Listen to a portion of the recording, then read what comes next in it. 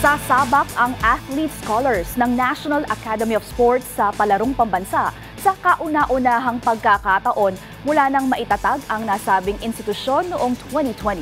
Yan ang ulat ni Daryl Oclares.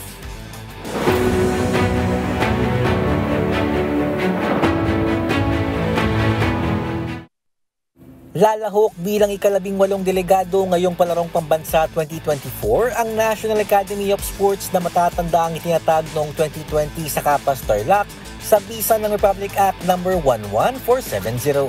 Sa kabuuan, 44 na athlete, scholars at 11 coaches ang delegado ng NAS na sasabak sa swimming, badminton, taekwondo, table tennis at gymnastics.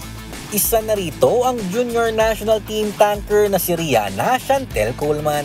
Si Coleman ang isa sa pinakamahusay na breaststroker sa buong Pilipinas at sa katunayan pinangunahan niya ang 200-meter, 100-meter at 50-meter breaststroke sa palaro qualifiers. I think I'm gonna do really well since I prepared for this race for almost 4 weeks now and I've been training non-stop, so I think I'm gonna do good and I think I can set a new palarong pambansa record this year. Lalangoy din ang swimming prodigy na si Kyla Bulaga na punteriya rin na makakuha ng medalya at bumasag na mga palaro records.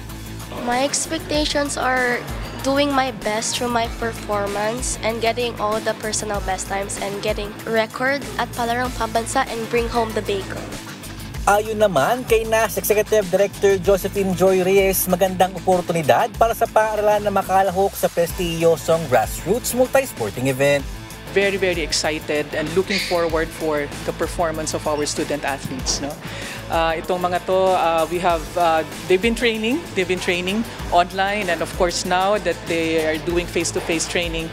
So we are really very excited to watch on them and look at how they perform this year's Palarong Pambansa.